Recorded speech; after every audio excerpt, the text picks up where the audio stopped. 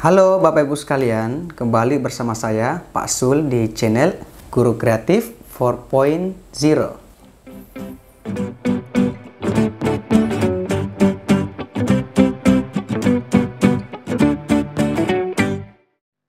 Oke, baik Bapak Ibu, bismillahirrahmanirrahim. Jadi Bapak Ibu selamat, Bapak Ibu sudah mengetahui jadwal dan lokasi tes untuk seleksi tahap 2 dan semoga Bapak Ibu ini bisa lebih giat belajar lagi agar Bapak Ibu bisa lulus seleksi tahap 2. Amin ya rabbal alamin.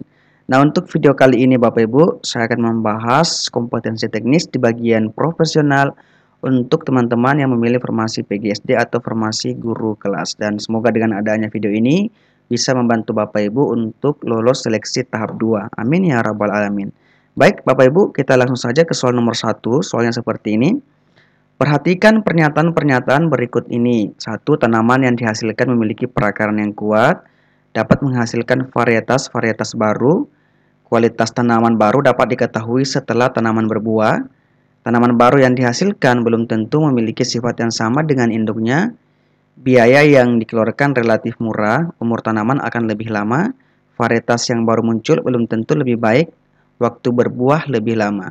Pertanyaannya, pernyataan di atas yang merupakan kelebihan teknik perkembangbiakan tumbuhan secara generatif adalah A, B, C, D, dan E. Nah, Bapak Ibu untuk menjawab soal seperti ini caranya gampang.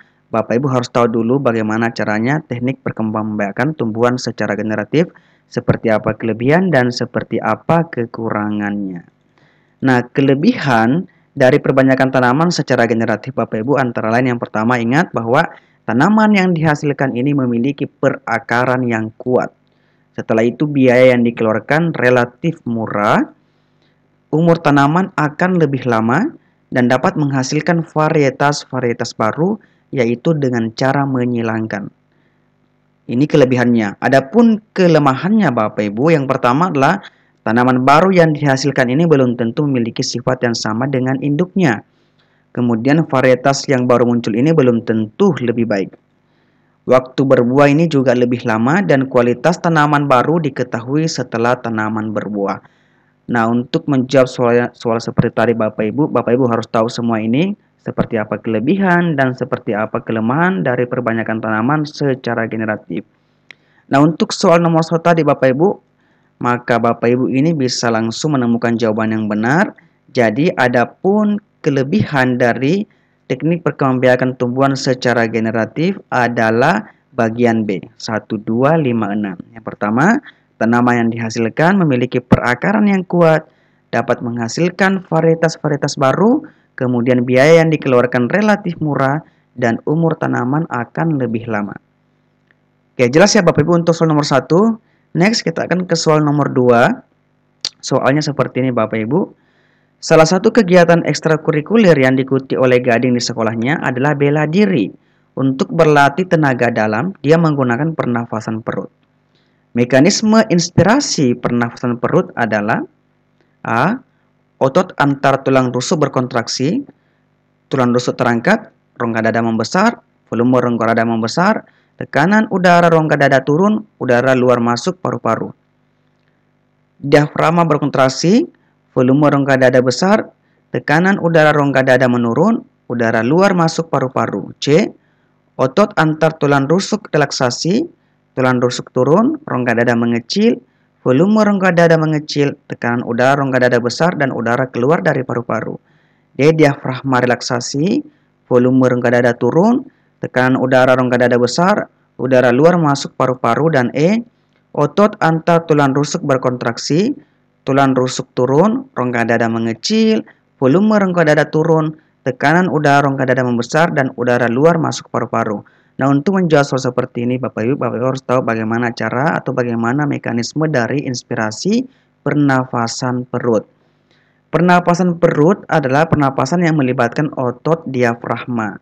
Mekanismenya Bapak Ibu ini dapat dibedakan sebagai berikut. Jadi ada dua Bapak Ibu. Yang pertama ada fase inspirasi dan yang kedua ada fase ekspresi. Nah, untuk fase inspirasi, fase ini merupakan fase kontraksi otot diafragma sehingga rongga dada membesar. Yang pertama Bapak Ibu, rongga dada membesar. Kemudian akibatnya tekanan dalam rongga dada ini menjadi lebih kecil daripada tekanan di luar, sehingga udara luar yang kaya oksigen ini akan masuk. Ini termasuk fase inspirasi. Kemudian fase ekspresi. Fase ini merupakan fase relaksasi atau kembalinya otot diafragma ke posisi semula yang diikuti oleh turunnya tulang rusuk sehingga rongga dada menjadi kecil. Sebagai akibatnya, tekanan dalam rongga dada menjadi lebih besar daripada tekanan luar, sehingga udara dalam rongga dada yang kaya karbon dioksida ini keluar. Nah, untuk soal ini Bapak Ibu yang ditanyakan adalah mekanisme inspirasi pernafasan perut. Jadi jawaban yang benar adalah bagian B. Ingat, diafragma berkontraksi, ini tadi Bapak Ibu ini. Setelah itu, volume rongga dada membesar, ini benar. Kemudian tekanan udara rongga dada menurun, ini Bapak Ibu. Dan udara luar masuk paru-paru. Udara luar yang kaya oksigen ini akan masuk paru-paru. Maka untuk soal ini jawaban yang benar jelas sekali adalah bagian B. Nah, ingat Bapak Ibu juga hafalkan ini fase ekspirasi. Jangan sampai nanti soal yang muncul adalah bukan lagi fase inspirasi, melainkan adalah fase ekspirasi. Jelas ya Bapak Ibu untuk mekanisme pernapasan perut. Next kita ke soal selanjutnya Bapak Ibu. Soal nomor 3 kalau tidak salah. Untuk menyelidiki pengaruh sinar matahari terhadap pertumbuhan tanaman, maka seorang siswa melakukan percobaan dengan menanam beberapa biji kacang hijau yang diambil dari tanaman kacang hijau varietas tertentu pada 3 media tanam yang sama. Media tanam tersebut diletakkan di kamar, di halaman, dan di ruang tamu. Setiap hari pada jam 11, siswa mengamati pertambahan, panjang batang, dan 3 media tanam yang diletakkan pada lokasi yang berbeda tersebut. Berdasarkan kegiatan tersebut, yang menjadi variabel terikat adalah A. Jenis media tanam, B. Pertambahan panjang batang, C. Jenis kacang hijau, D. Lokasi untuk meletakkan media tanam, dan D. Waktu pengamatan. Jadi Bapak Ibu soalnya ini tentang variabel bebas dan variabel terikat. Nah, variabel adalah segala sesuatu yang akan menjadi objek pengamatan dalam penelitian atau sebagai gejala sesuatu yang bervariasi. Nah, variabel penelitian Bapak Ibu ini dibedakan menjadi 2. Yang pertama adalah variabel bebas atau variabel penyebab atau independent variables. Variabel bebas atau variabel penyebab artinya variabel yang menyebabkan atau mempengaruhi, yaitu faktor-faktor yang diukur, dimanipulasi atau dipilih oleh peneliti untuk menentukan hubungan antara fenomena yang diobservasi atau diamati. Sedangkan variabel terikat atau variabel tergantung atau dependence variables adalah faktor-faktor yang diobservasi dan diukur untuk menentukan adanya pengaruh variabel bebas. Contohnya adalah faktor yang muncul atau tidak muncul atau berubah sesuai yang diperkenalkan oleh peneliti. Nah, untuk soal yang tadi ini Bapak Ibu ini berdasarkan contoh yang di atas ini maka variabel terikatnya adalah pertambahan panjang batang. Nah, oleh karena itu untuk soal ini jawaban yang benar adalah bagian B. Kenapa ini jawabannya Bapak Ibu? Ingat bahwa variabel terikat adalah faktor-faktor yang diobservasi dan diukur oleh menentukan adanya pengaruh variabel bebas. Nah, untuk soal ini yang kita observasi, yang kita amati adalah pertambahan panjang batang. Oleh karena itu jelas sekali untuk soal ini jawaban yang benar adalah bagian B. Jelas ya Bapak Ibu untuk soal nomor 3. Jadi jawaban B adalah jawaban yang benar. Next kita akan ke soal nomor 4. Pak Prajana sedang berada di mobil angkutan yang sedang melaju. Dia membawa segelas air teh tanpa tutup yang ia letakkan di dashboard atau di rak minuman. Tiba-tiba sopir angkot mengerem mendadak. Berdasarkan pemahaman Anda tentang pengaruh gaya yang pada gerak benda, apa yang akan terjadi pada air dalam gelas yang ditaruh pada dashboard tersebut? A. Air diam. B. Air tumpah sembarangan arah.